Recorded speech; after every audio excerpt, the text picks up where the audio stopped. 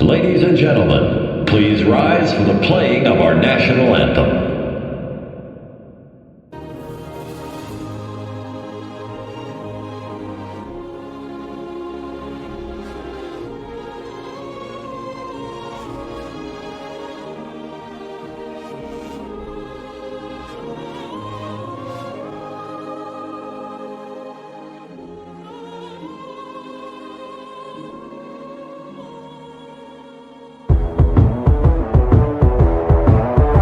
Baseball fans, you're listening to Babes.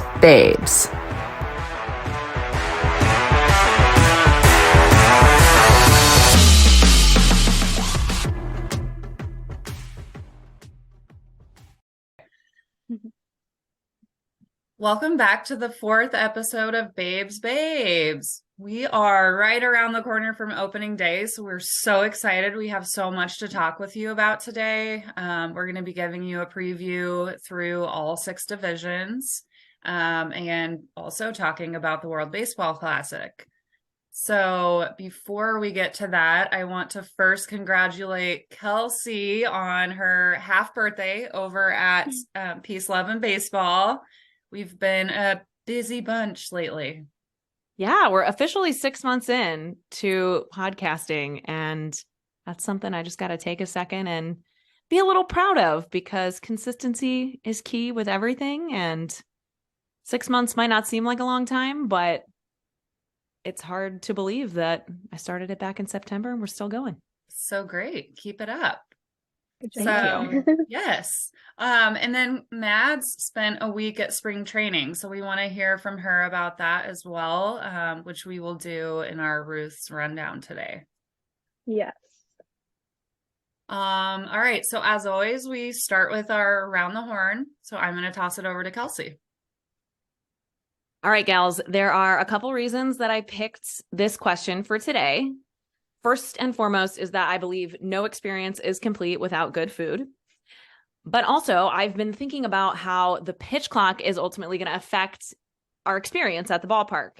And one of the things I'm really concerned with is the food, right? We got to have time to get to the concession stand, but I don't want to have to get up and go to the bathroom all the time. I don't want to have to get up and search for what I'm looking for and miss an inning or two because of how quickly things are moving these days. So you have one trip to the concessions at the ballpark. What are you getting to eat and drink? Okay, I guess I'll go first. So my favorite place at Yankee Stadium is Lobo's. They have like steak sandwiches, mostly steak sandwiches and like steak brisket type stuff. It's so good. And that's where I'd probably be. Or Nathan's maybe. I don't know. I feel like it depends on my mood that day, like my hunger level. And also like lines are so annoying. So it depends on where the long lines are. Yeah, there's a lot of factors like game time. Did you eat dinner already and you're coming to the ballpark afterwards? Or is it a 1:00 game and haven't eaten much so far that day? What about you, Jenna? So I have to throw in that, now that they have these like Uber orders or Lyft orders at the stadiums, it makes it so nice because you actually don't have to leave your seat anymore. So I'm gonna probably do that. But when I get there, I usually get there a little early, and that's when I usually get everything I need. So, but I'm also kind of a basic stadium food girl. Like I love the basics. I have to have a hot dog and then probably some popcorn later on. Solid. Yeah. How about you, Kels? Well, for me, it's hard to go 2-3 hours without eating. I like to eat often. So I'm pretty much always going to make sure that I get some sort of a legitimate meal, whether it's a hot dog. I can always go for a good hot dog, especially I do like the Chicago dog. So if I'm here in my home city at the ballpark, definitely going to get one of those. The last time that I was at Busch Stadium, I had a really good grilled chicken sandwich and fries. So I would like to seek something like that out because it's definitely like ballpark, like grill type food, but it's also not going to like make me sick because it's something so extreme that I like don't eat all the time. Like I just can't. I can't do like the ballpark nachos. Like I think it's the nacho cheese that gets me. Oh man. So that I won't be doing anymore.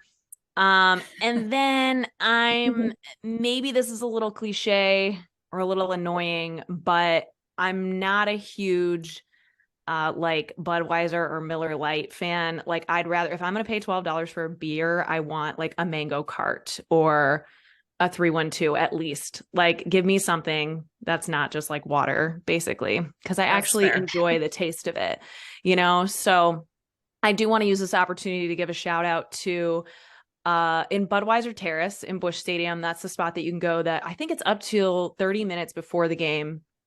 Maybe depending on the game. Sometimes they even do it into the first couple innings, but you can get $5 beers, which is amazing. But of course, you have to get like Budweiser or Busch Light, I think. And I went up one of the last times I was there and was like, can I have a 312 lemonade shandy? And she was like, well, you can, but like, that's not, the $5 beer. And she's like, but I'm going to give you a Busch Light and I'm going to put just like a splash of lemonade in it. How about that? And she hooked me up, man. It worked. It hit the spot. So. Oh, that's the best on a hot day at the stadium. Absolutely. I have to say the Rockies, I think, probably have one of the best like alcohol scenes. Yeah, they've got they built a rooftop a few years ago, and so it's nice. Standing room only, and it's amazing. Like you can literally get anything you want up there. So, and then you just like stand on the deck and hang over the game. It's pretty awesome. There's a lot of good breweries in the Denver area too. Guaranteed Rate here in Chicago has like a very good beer selection like that too. They've got some special spots so you can seek it out. But that's what I worry with this pitch clock, that like maybe we're not gonna want to get up and at them. But as you mentioned, we've got those vendors that can come straight to us, and I think they're gonna be working overtime this season. Yes, absolutely. Yeah. I'm hungry just thinking about it. I can't wait. I know. Yes, we're right around the corner, just days away. So I'm very excited to come back and we'll talk about it again. All right, we are going to move into our main discussion now, where we're going to talk about all the divisions. We're going to give you our predictions, our hot takes. So why don't we start with the NL West? I will kick us off. Is that cool with you guys? Yeah, let's go. We'll start on the West Coast. West to East Coast. Let's do it. So my prediction is that I think the Padres will be the front runner, but I think that's probably a lot of people's prediction this year. The Dodgers are having a reset year. They're trying to reset the luxury tax. And so they, have had a quiet off season this year. Fans are a little bit in the dumps, I think, about that. But, they still have Freddie Freeman and Mookie Betts. So we'll see what they can do with those veterans. I think that's my, they also have the NL West has 4 players in the top 15 fantasy rankings this year. So a lot of players coming out of there, Freeman, Betts, Soto, and Machado. But then the Padres, they retained Yu Darvish and Xander. They brought in Xander Bogaerts. So I don't know. I think they made a huge splash this offseason. They're spending a lot of money nowadays, and I'm just anxious to see what they do. The Giants, I think, fell short on a lot of deals. And so I don't know. What are your thoughts? I agree. I mean, I think it's going to be a tough little competition between the Dodgers and the Padres. You never know with the Giants. I mean, they may surprise everyone, but I think the Padres are probably going to win the division. I don't know. Like, there's so many good players in that division, so I'm going to be sure to watch a lot of their games, or try to. It's tough because they're always at like 9 o'clock our time, so I know. You have to stay up really late to watch them. But yeah, with everyone playing each other, though, we will see them a little bit more in our time zones. So that'll be nice. Yeah, that's I'm gonna take a turn here, and I'm gonna challenge you, and I'm gonna say the Dodgers are gonna win the division, because I don't find myself pulling for the Dodgers a lot, but I I'm like very anti-Padres right now. So Dodgers, I think, are a really well-run organization. I think they know how to play for the long haul, how to play for 162 and win a lot of games. And I don't know, Freeman, Betts, Julio Urias is somebody that I'm really excited to watch again this season. And then I think he'll be a free agent at the end of this season. So he's really got that to play for.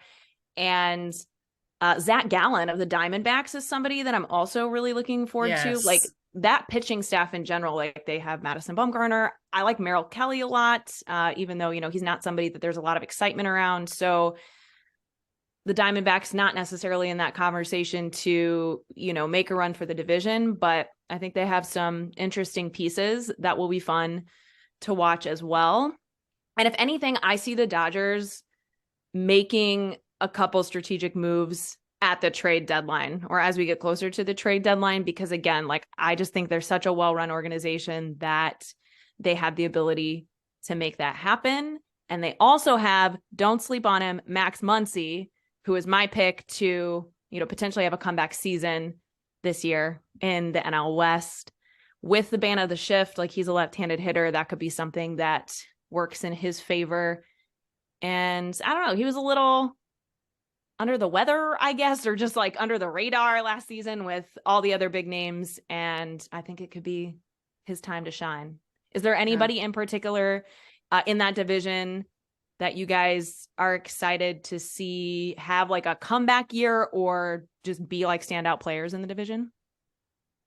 I am glad that you brought up Zach Gallen because I do think that he's underrated. And so I'm excited to see what, like you said, the Diamondbacks are able to do. And I do think they're a team that will surprise us. Like maybe they'll be, like you said, it's not going to be a playoff team, but it's always fun to see what players can do. And we have not talked about the Rockies, but they've got CJ Crone, and maybe Chris Bryant will have a comeback season. He Boring. had a horrible season last year after they, signed him to a huge deal. So hopefully he can produce for them. That was rough. Because that's a lot of money down the drain, if not. That was rough. I can't give a call out to Chris Bryant, but fair enough. You're probably right.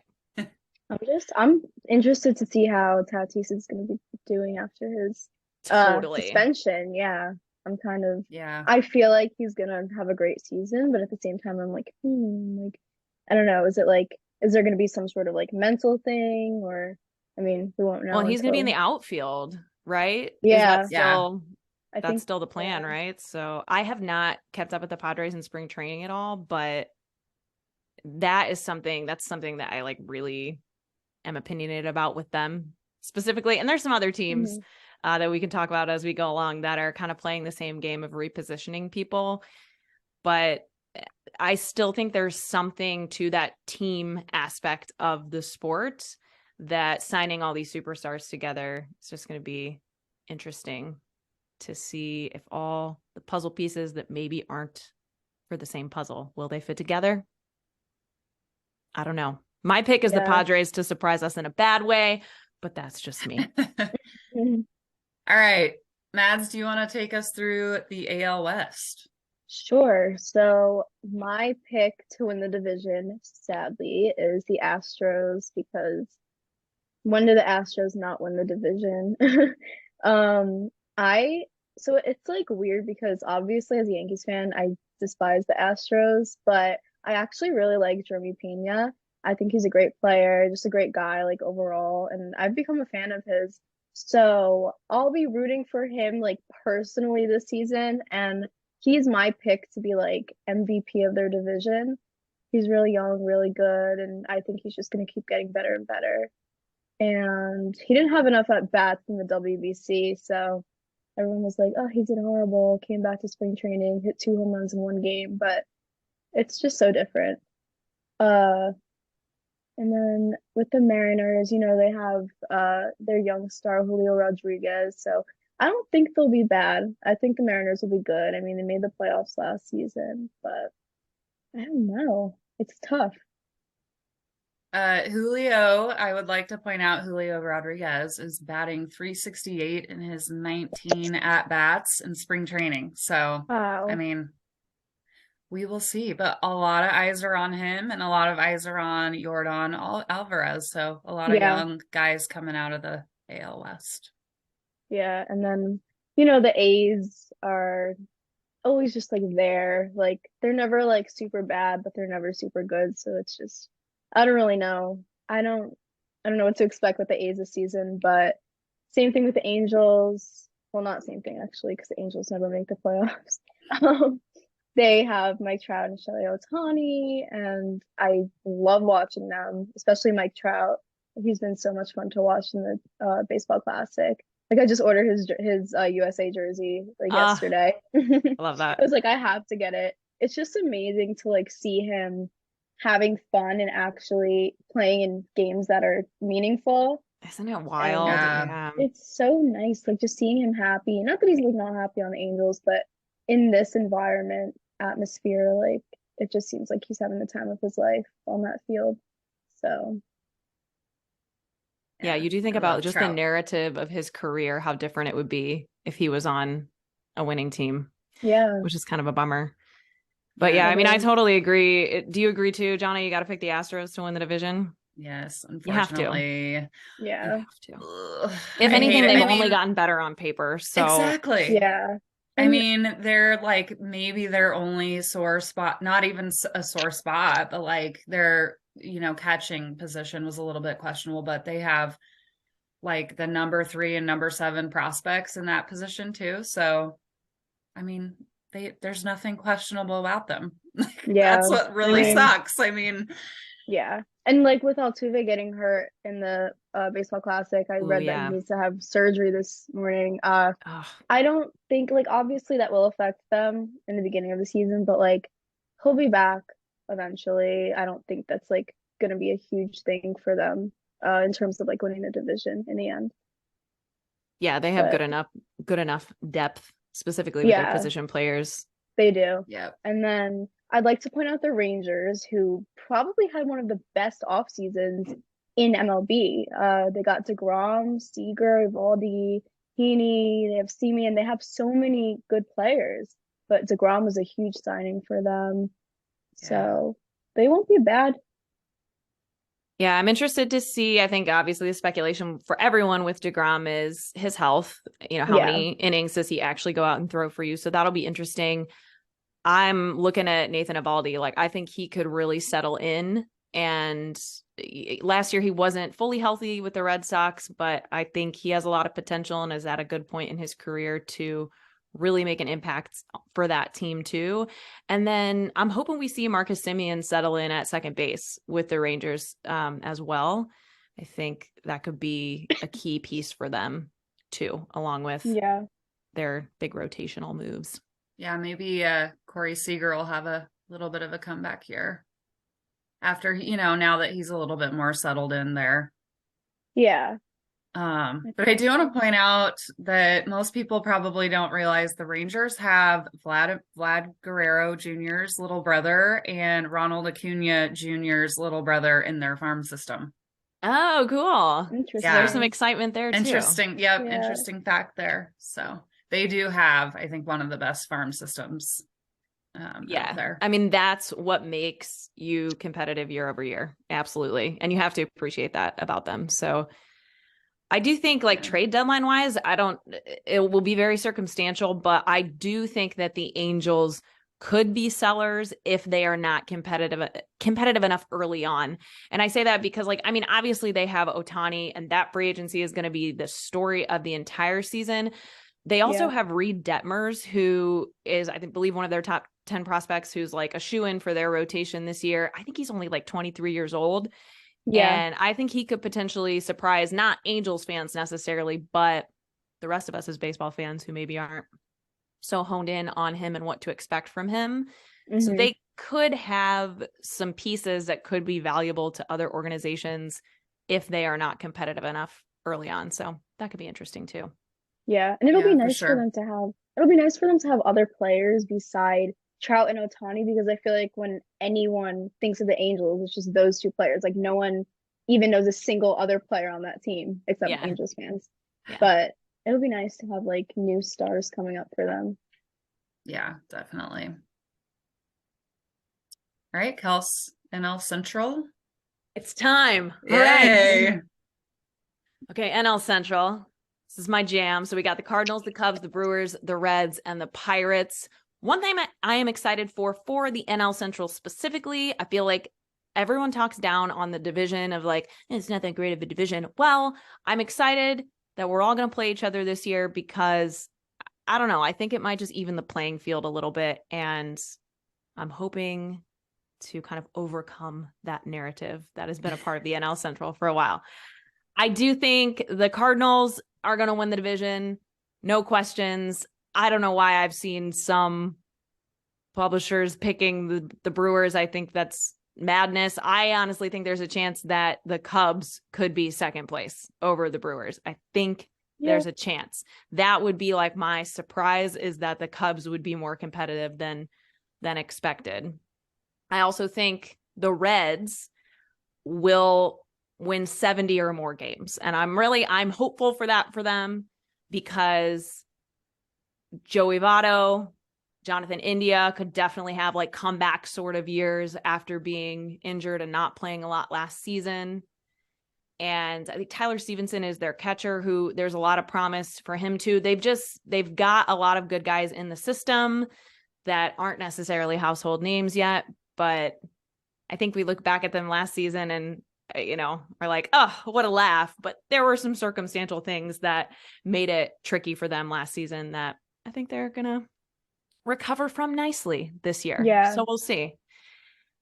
Who you guys got to win the division here? Are you with me? I'm with you. I'm with you. I'm totally with you. And I think I agree with the Cubs coming in second, because I think the Brewers they're going to have a little bit of a toxic chemistry there. Corbin Burns is upset with the organization with the offseason moves that they lacked. And I think that some of their bigger names are going to be leaving for greener pastures, if that's my projection on them. So I'm with you. Yeah, I have the Cardinals winning the division. I love Jack Flaherty. He's one of my favorite I am pitchers. really hoping he has a comeback season this year too, I for hope the so. Cardinals, but just for him as a player. Like, it's got to be so mentally challenging, and he obviously has the stuff. Again, it's just all the circumstances falling in line for him. Mm-hmm. Yeah, I do think Nolan Arenado's got my like MVP pick though. Oh, me too. For the division for sure, but honestly for the league, because I think we've yet to see him like reach his full superstar potential. And I don't know if you've been watching him in the World Baseball Classic, but even before that in spring training, I mean, he's on fire. Yeah. So I wish I got to see him play. Yeah. I have him as my pick to win MVP for the division too. I was upset I didn't get to see him play in spring training because the Yankees play the Cardinals. And he wasn't one of there. the games I went to, yeah. I was like, damn.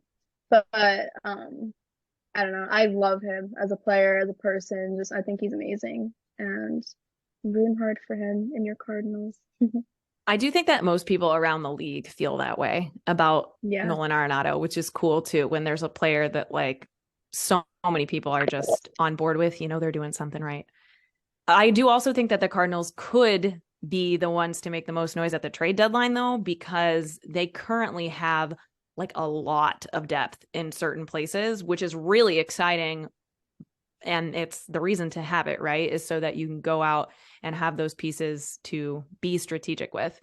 So there's going to be potential need in other places to get them not just to the postseason, but more importantly through the postseason, because that's where we really missed at last year.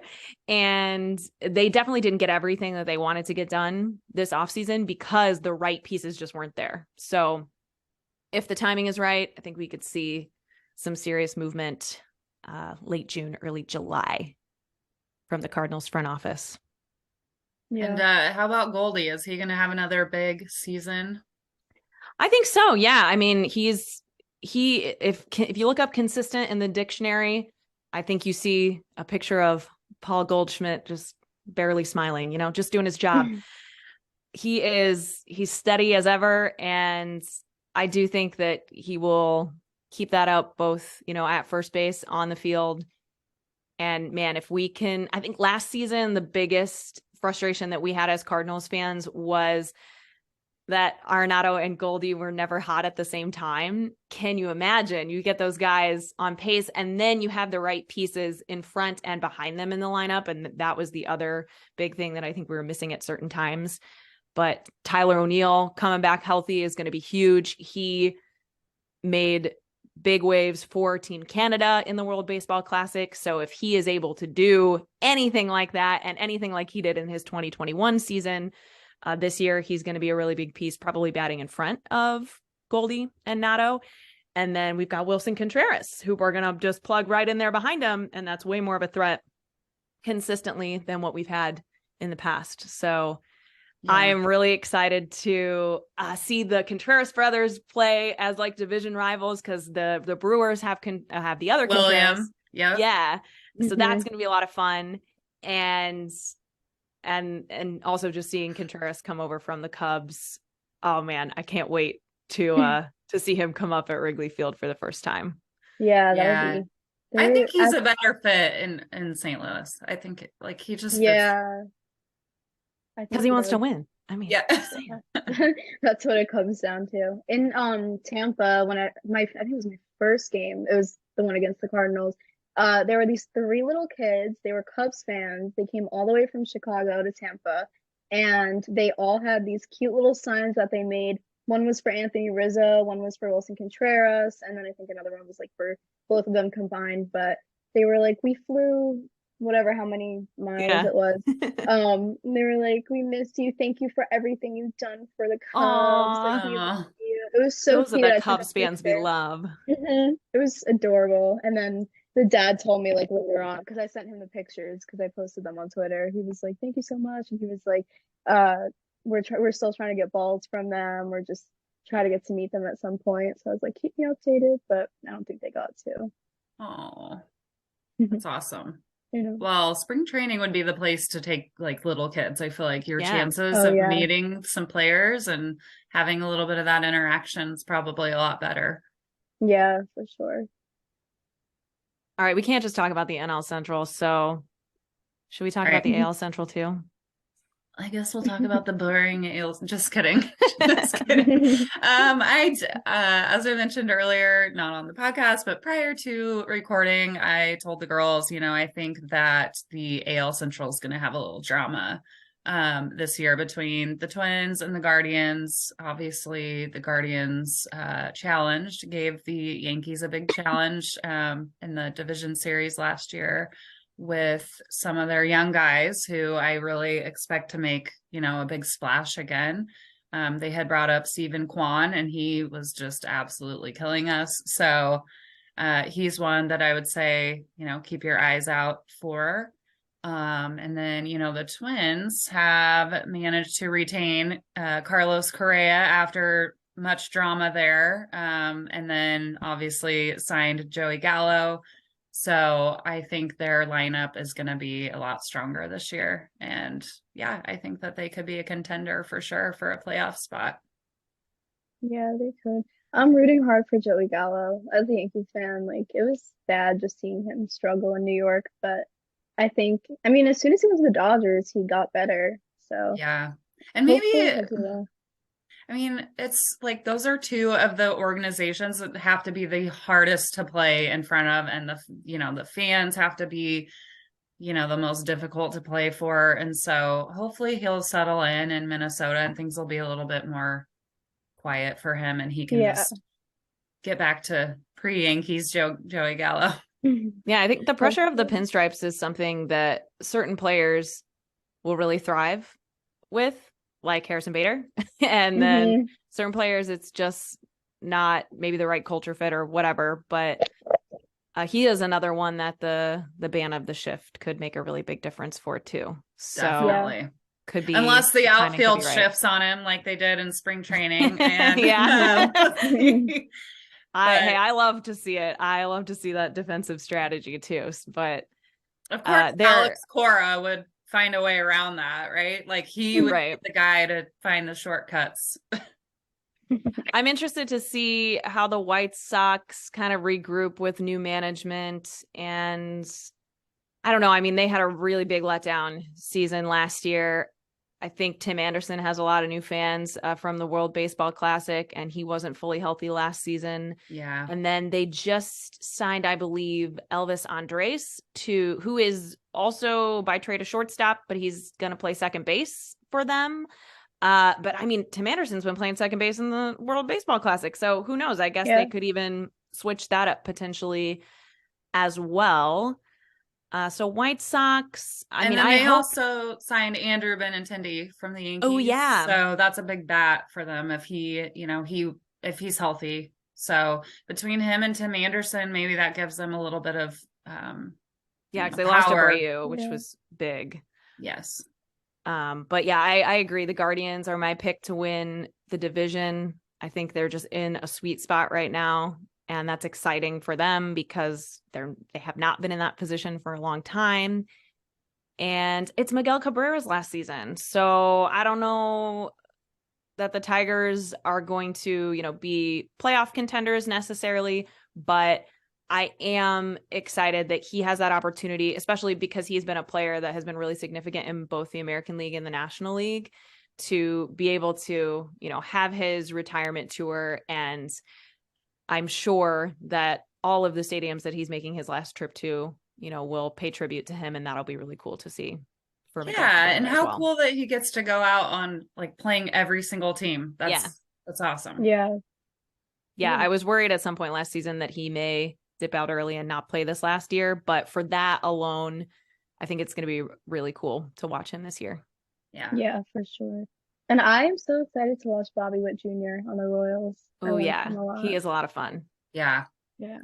I expect him to steal a lot of bases, and he may be the champion there.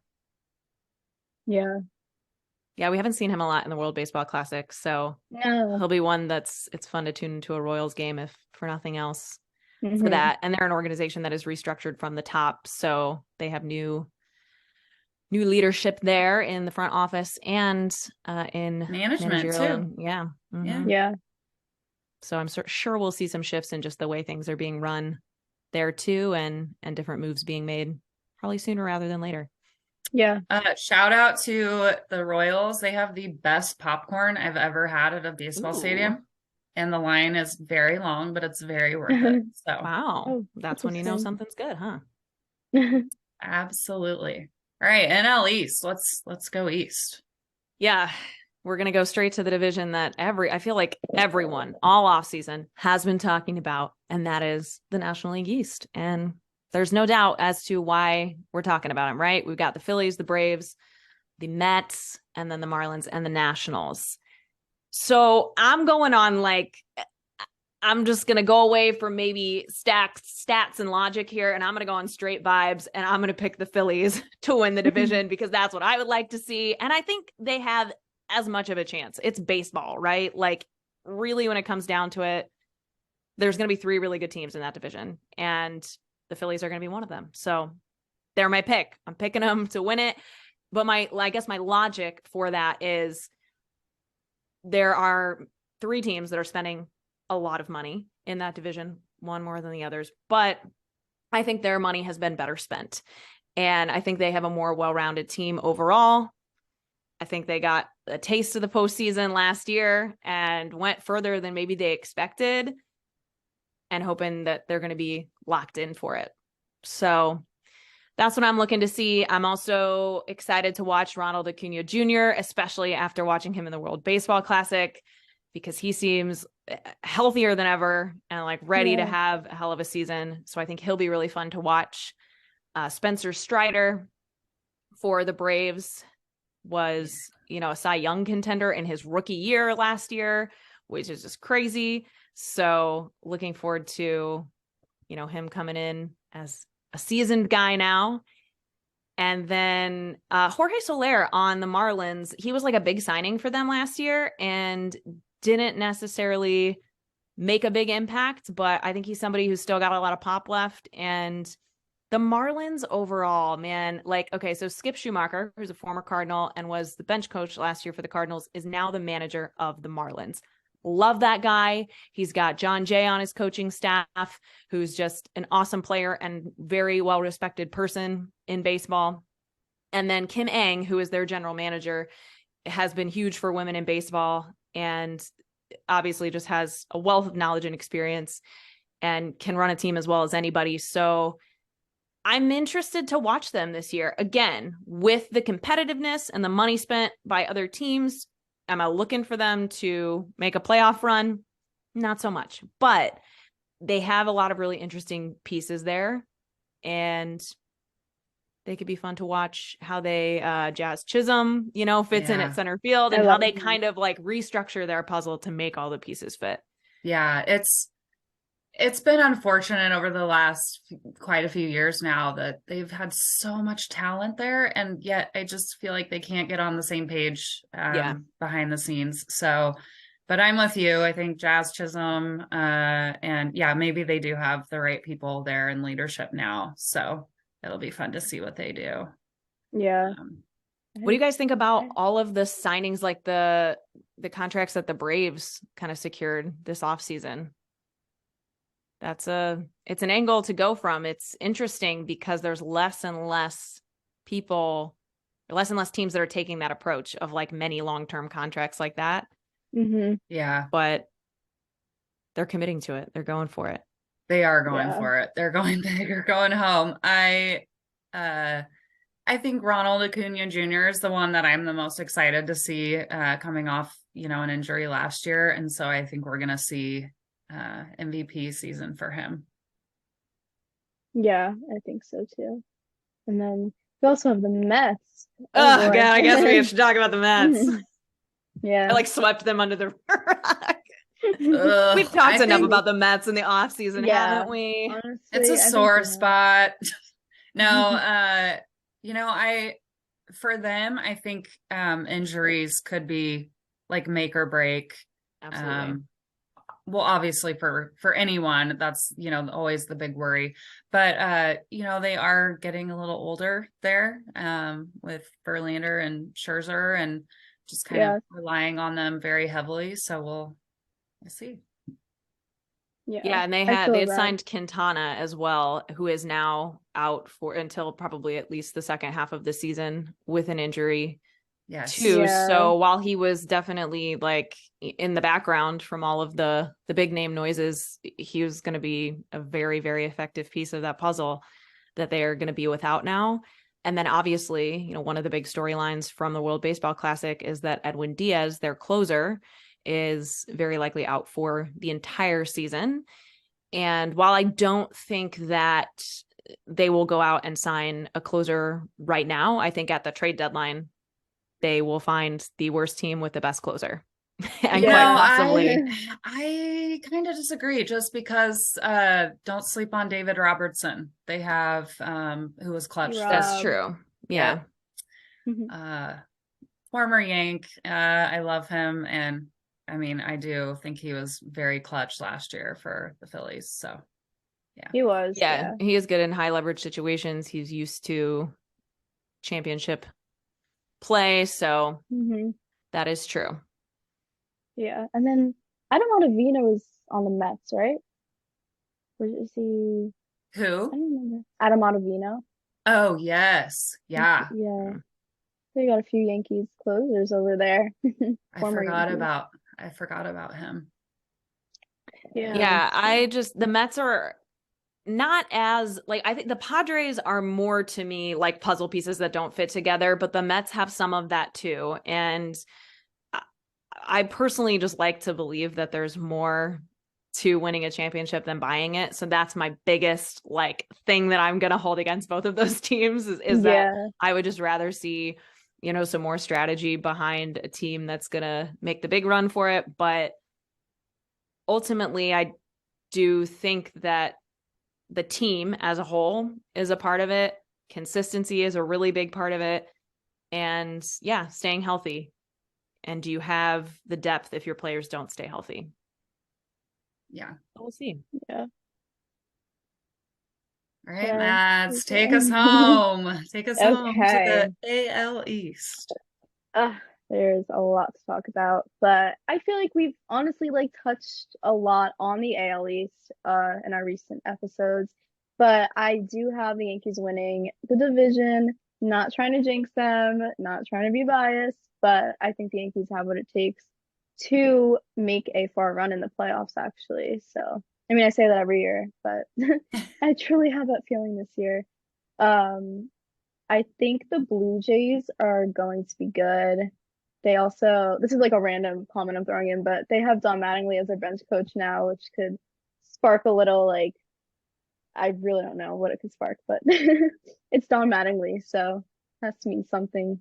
Um, the Rays, Tyler Glasnow is going to be back for a full season, so he's kind of like my comeback player to watch. Who else? Yeah, oh yeah, the Red Sox. Red Oh, the Red Sox, Sox. yeah, them. I think the Red Sox will be better than they were last season. I don't really know what to expect. I mean, they don't have Bogarts anymore, but they did. I mean, they have Devers still. They signed, um, I don't know how to pronounce his name. Is it Yoshi? Justin Turner Oh yeah, for the DH. Yeah, the Japanese. outfielder, the Japanese outfielder. Yeah, Yeah, I don't his want to say the name wrong pronunciation. escapes me off the top of my head. But yes, I think that was an amazing signing for them. It was definitely. And Orioles, I feel like they might be a quiet, good team, like sneaking in. I mean, Adley is going to be super good for them, and they just have a bunch of players who are honestly like not stars, but decent players. And They have I feel similar like, vibes to the Guardians. I yeah, don't Yeah. they think that do. they are cohesive enough to like maybe be where the Guardians are at right now, but next few years, Yeah. absolutely. They Yeah, have, they're another team that has one of the best, I think, farm systems, and they, they do have a lot of prospects coming up. Yeah, but Adley Rutschman, man, look out for that guy. He's going to make yeah, some noise for sure. But definitely. yeah, I agree with Mads. I'm Yankees all the way. Like, big surprise, big surprise. But in all honesty, like biases aside, I just think that they do have what it takes. And we have a lot of young prospects coming up. We have a lot of depth. The bullpen is strong. We now have one of the best lineups too, but rotations in baseball, if we can stay healthy, that's like the big question mark for the Yankees always is health. So Yeah. It's interesting with some of these players. This is kind of the comparison, I guess, that I like to make is I don't know anything about cars. So, forgive me if this is not a great analogy, but Mhm. there are, more expensive cars are more expensive to maintain. They need more maintenance. They, need more specific parts and special things that have to be done to take care of them, to keep them healthy. Right. And I Yeah. think, players like Garrett Cole and Max Scherzer and Jacob deGrom are great examples of like your high-end vehicle that's just going to need a little extra attention. And yeah, you're going to pay for it, but you're going to continue to pay for it. And they're going to need a little bit more maintenance. They're going to need some more time off the field in the garage, to keep them tuned up and ready to operate on a high level. So absolutely. Yeah, that is a good comparison. Yeah. let me But, ask you gals this. What do you think? Is it the starting rotation? Is it pitching that you think is the biggest difference this year for the Yankees versus the last couple seasons? I mean, like yes and no, because Cashman did go out and get Rodon, which is obviously a great signing, but now he's going to be out for a while, and he also got Montas last year, who's also going to be out for a while. So it's just like he like I don't know, the pitching could be good, but right now it's not where it needs to be. Like too yeah. many injuries. Severino does not look good in spring training. And I know it's spring training, but he literally said, like, I don't know what's wrong with me. I'm so bad right now. And that's not what you want to hear from your pitcher who you're kind of relying on. But Cole looks good, seems healthy to us. So Yeah. I don't know. Nestor, I think, is going to have another good season. Yeah, But Nestor. yeah, I'm with you. we just have to get to a good place. Like we have to get everybody back healthy, and then at everyone's full potential, like we could have the best rotation Yeah. in baseball. But to Mhm. me, it's the depth of the young prospects, and the bullpen too. I mean, we're coming back with a good, strong bullpen like we have Yeah. the last few years. But yeah, I'm really excited about our young kids. Me too. I also want to see how the IKF center field situation plays out.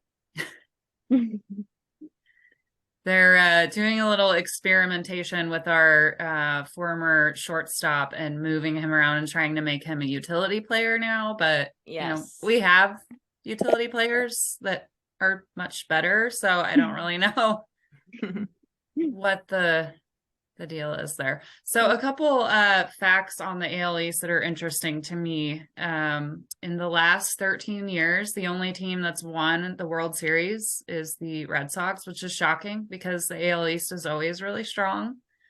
So just once in the last 13 years. But 4 of the teams last year came in over 500. So, and 3 of the teams made the playoffs. So just some interesting facts there to keep in mind. Yeah, that is Yeah. interesting. I worry for you guys that the Blue Jays, the timing is just right for them. Because what I heard you say more than anything when I ask you about like what's different about the Yankees this year is you're still concerned that like maybe the timing just isn't right. So if all those pieces fall together and the stars align, then obviously I think the Yankees will be in the playoffs one way or another, but I think the Blue Jays could win the division because the timing it's just right for them and everybody is at that like right point for things to lock in. And Bo Bichette is my pick for the player to watch in that division to reach even more of a full potential than we've seen from him so far. Second year with the Blue Jays. And then I'm really hoping that like, I guess don't call it a comeback, but I would love to see Yankees postseason legend Harrison Bader like just really light it up in Yankee Stadium. I think he is like in his element. I've probably mentioned it before, but he's a guy that I'm just always going to cheer for no matter where he's at. And I know he's having some injury issues again, but that is what happens when you have a guy who just plays with reckless abandon the way that he does. And you want that. And if anything, you want to have to rein him back in some scenarios. So, don't take it away from him. But you are going to have him, riding the bench for a few more games than other guys because of, the heart that you see from him all over the field. But I think for him to really pop out offensively, it could happen. If it's going to happen, it's going to happen there in New York. So I'm excited to watch him again this year too. Yeah. As you mentioned, the Blue Jays, they've got Jordan Romano, who's expected to, he always has a strong, he's one of their relief pitchers, but I expect big things from him too. And eyes on him.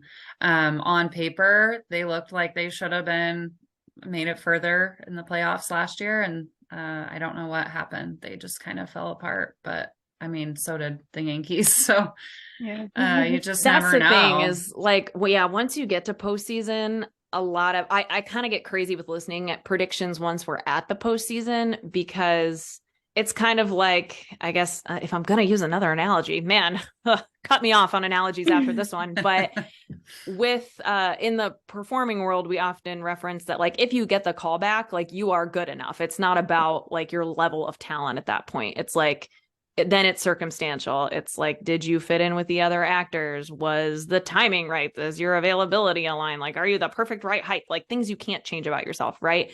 And I think there's a lot of like circumstances and again, like stars aligning sort of things that happen once we get into those postseason games. It's like such a small sample size, but it's why we play 162 to get to that point. And so every team that can get through 162 to get into the postseason has the same shot at that point to go all the way. And that's what's so exciting about it. So as much as it drives us crazy, the unpredictability and, the fact that the Phillies, who didn't even win 90 games, ended up in the World Series with the Astros. That's also what we love about baseball. It's what we're here for. Absolutely. Mads, I am not looking forward to seeing Chad Green in Toronto. Oh, I know. I It's totally forgot about that. As I was thinking back on like their, bullpen, I was like, oh shit, we lost Chad Green. I know. I'm just glad we got Tommy Kahnle back. So it was kind of like a little swap, but I'm gonna miss Chad Green a lot. And Tommy Kahnle's also injured right now, so Yeah. God help us. God help. We have a real we love to sign people who like have these injuries lingering. Mm-hmm. Yeah. What's going on over there in New York? I don't know. On both sides, both leagues. Yeah. All right. Well, that concludes our division previews. Let's move into Ruth's rundown. So, obviously, opening day, March 30th.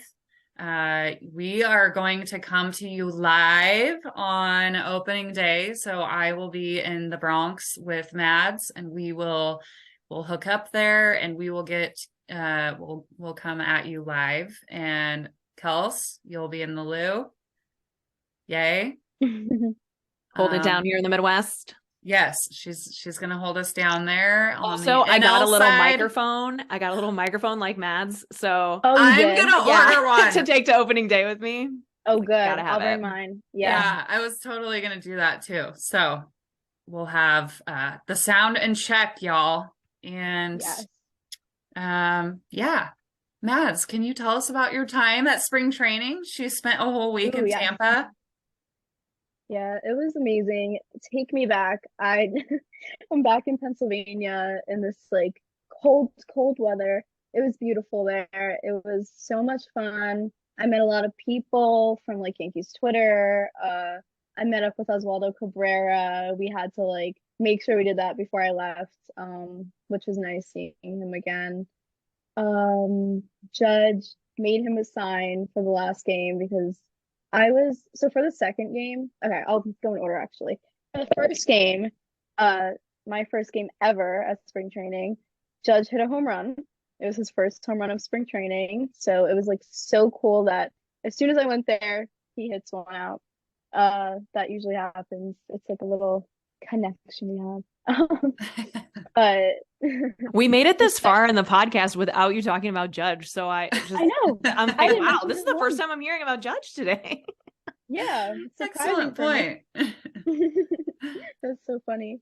But he actually played left field, so he made his left field debut. Cool. Yeah, the second game I was there.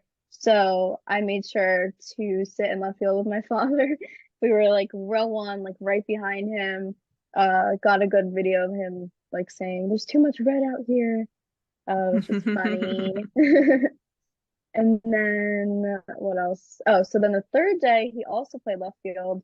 So actually, surprisingly enough, like I wasn't expecting him to play all 3 days, like 3 in a row. Yeah. But he did, which is great. So I sat there again, made him a sign the night before, and he acknowledged it, did a little like wave to me, like little like, I don't know, he always does like that thing.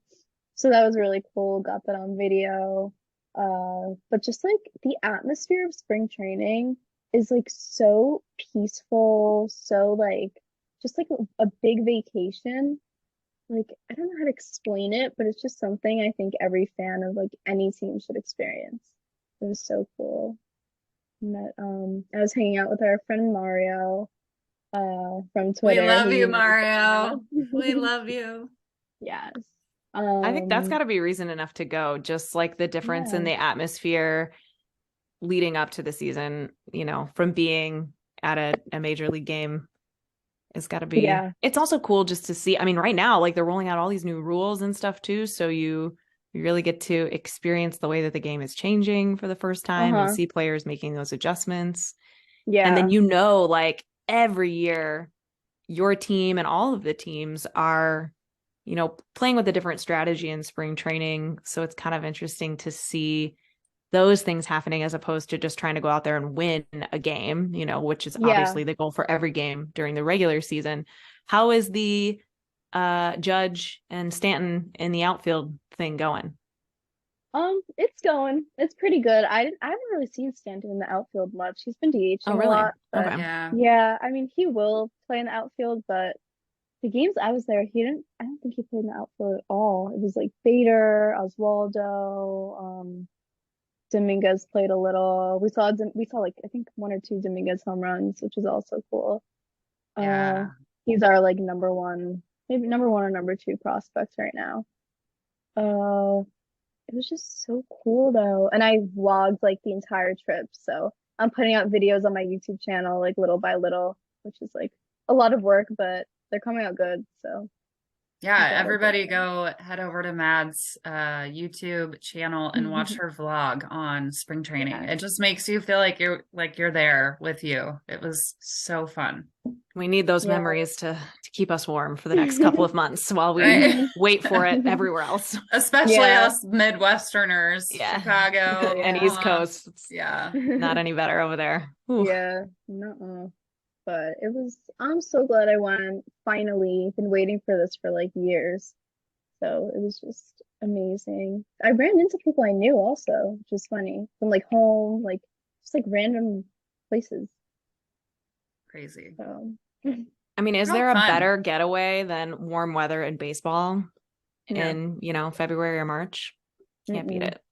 And the No. ballpark is so beautiful. And at night, like the palm trees are all lit up. Like so nice. I don't think I've ever been to a stadium in California or Florida or like somewhere where it's warm.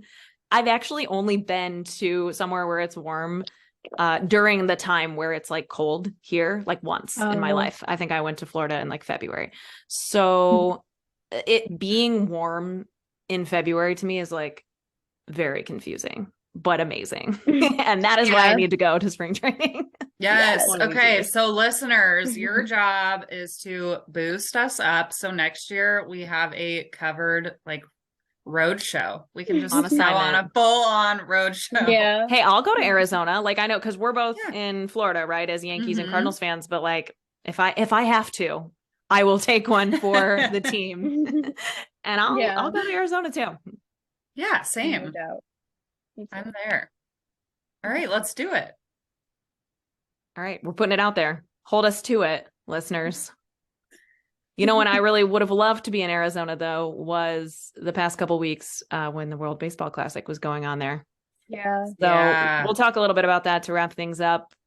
Today, we're still, as we're recording this, getting down to the championship games. So you will know the results along with us as this comes at you. But right now, I mean, it's just been so much fun to watch. And being, I guess 5 years removed from the last 6 years, even from the last World Baseball Classic now. Yeah, because of the pandemic. Yeah, I feel like I hardly remember it. And maybe I just, wasn't at a place in life to appreciate it as much then. But man, more than anything, it has just been so fun to watch like playoff level baseball in spring training. And to see, I think like my biggest takeaway from the WBC has been the incredible excitement around the sport worldwide. And to just see that, because that is something that, football is huge here, but that's just not something that you're going to see with the sport of football, is that worldwide excitement around it. And especially in like the Latin countries and in Japan, where we see so many players have great success, and they have incredible players in their leagues and in their systems there too that we don't ever see in the major leagues. So just to be able to see those fan bases engaging with Major League Baseball too, really, really cool. Japan is certainly, I think, still favored to win it all at this point. And if you haven't been following Japan, well, let me tell you that St. Louis Cardinals outfielder Lars Nootbaar is now an international superstar, and rightly so. That's been one of my favorite storylines to follow, just to see his personality and the way that he puts it all out there on the field. He's got, little league teams in Japan, and even I've seen like soccer teams in Japan are like grinding the pepper, which is kind of his like rally cry that he created for the Cardinals last postseason. And, you know, he got Shohei Ohtani to do it. And once Shohei Ohtani did it, it's like everybody in Japan is doing it. Oh yeah. So Amazing. that's Hey, been really he's fun to another watch. one we didn't talk about when we were talking about your division, but I'm excited to see him too. Yeah. Yeah, he's been the talk of the town. I think he's really earned his spot on the starting roster for the Cardinals, like to start. And so that's what I'm excited for him for this season. And I mean, coming back from the World Baseball Classic after the experience that he's had there, you got to think that's something that's going to stick with him. And hopefully he'll just take all the good vibes and the excitement right into the season. And there's been, you know, other big Major League Baseball player like storylines in the WBC. Man, Randy Arozarena, that guy is just like a playoff machine. So you put him in these games where there's that level of excitement, and he is like another player on another level. So he's been another one that's been just like super fun to watch him play and see. Not only, you know, both him and Lars Nootbaar have made some really amazing catches. There's been like as big of defensive moments as there has been big home runs from players on all the different countries. And then Joey Meneses is another Team Mexico player that's been really fun to see him, you know, shine for Team Mexico. He is a player who came up with the Nationals at age 30 last year. And as a position player, that's pretty crazy. But now that there's like room for him to really shine, like he's been in systems coming up like behind Freddie Freeman, where like the timing again just was not right for him. And, you know, now it's just like he's locked in and they've got a spot for him. And are the Nationals going to make a playoff run? Probably not, but they've got some guys who are going to be really fun to watch. And he's one of them. And right now, Team Mexico is still very in it. And they've got some serious energy to match there with those guys and more. And then obviously we've got the Edwin Diaz storyline for Team Puerto Rico, which is a bummer that he suffered such, you know, an extensive injury that's going to take him out for a while. But Puerto Rico had an incredible run, and I think they maybe made it further than expected. And Yadier Molina as their manager this time, after playing on the team for so many years, you know, was quite a success. And I actually saw him. He has put his full support behind Team Mexico now that Puerto Rico is out of it. So that was cool to see as well. Is there anyone that you guys have specifically enjoyed watching in the World Baseball Classic? I mean, everyone. Everybody.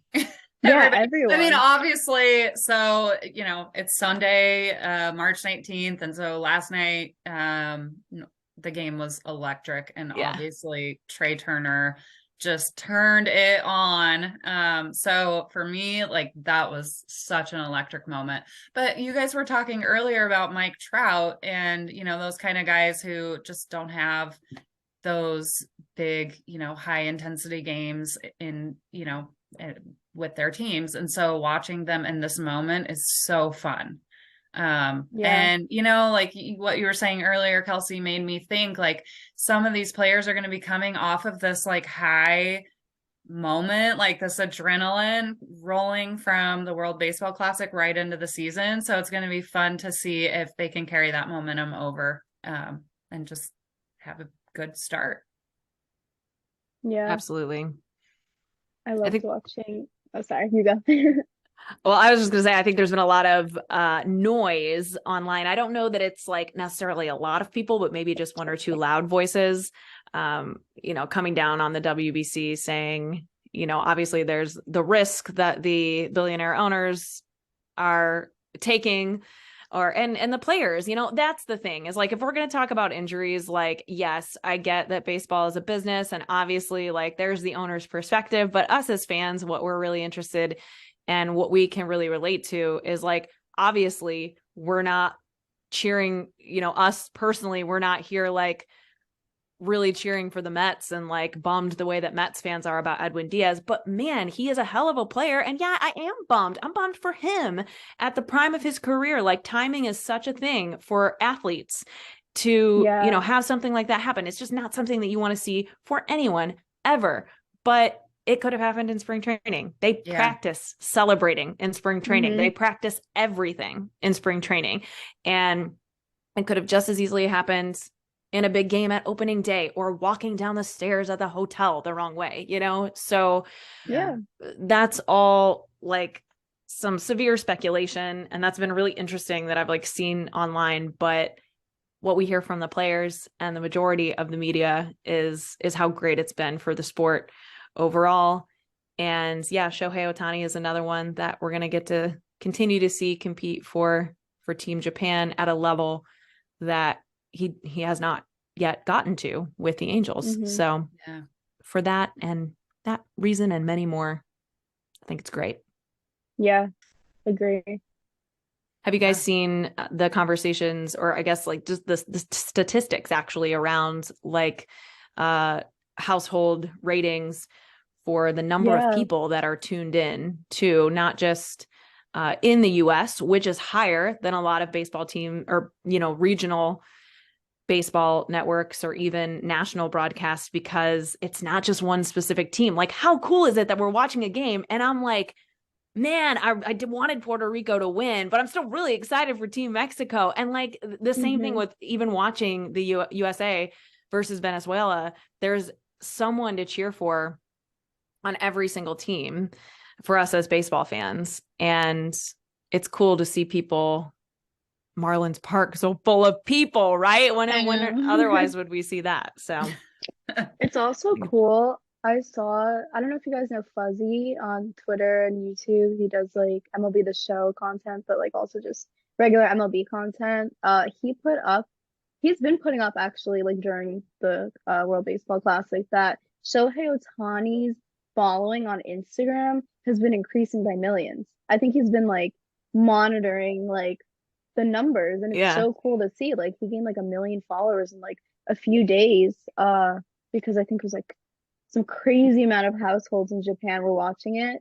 So he's becoming like worldwide like known. Insane. Yeah. And that is great for the game of baseball. Agreed. Yeah, it is. That's Yeah. what we're here for. Yes. Yeah. The World Classic is definitely helping like MLB as a whole, I think. Yeah. And it's why it's worth it for them. Like, again, not to get too into the nerdy businessy side of things, but Yeah. you know, MLB is working with all of these national teams, obviously. And it's why, you know, they have to pay certain insurance on these players if and when they do get hurt. But it is absolutely worth it for them because it's worth it to grow the game. Yeah. Yeah. Most definitely. Well, it's been fun. I'm really excited to see what happens with the World Baseball Classic. Wayno is on the mound tonight. Yay. And He's my hero. Yes. And then what I'm really hoping is, and you know, it will already have happened by the time you listeners are hearing this. So I'll just put it out there, because if it happens, then I'll feel really smart. But I hope USA wins tonight, obviously. And then I hope USA and Japan play each other. And Michaelis, who played in the Japanese league for a few years, just like 5 years ago, wasn't that long ago, that Miles Michaelis, who is another Cardinals pitcher, can start the championship game for Team USA versus Japan. I think that'd be really cool. Yeah, that would be yes, cool. that would be amazing. All right. Well, we will see what happens, and we'll come to you live next week, opening day. Yes, yay. And you can follow us on Twitter at BabesBabePod and on Instagram at BabesBabePodcast. We are also going to get a little bit more on a sketch here for you, so you can know when to expect us. And we're going to do episode releases on Mondays. So more or less every other Monday we'll be coming at you. But to make sure you don't miss it, all you've got to do is like and subscribe to the Babes podcast on Apple Podcasts, on Spotify, and subscribe to our YouTube channel as well. And you'll never miss it. That's all we got for you today, and lots more to come as the season is finally underway.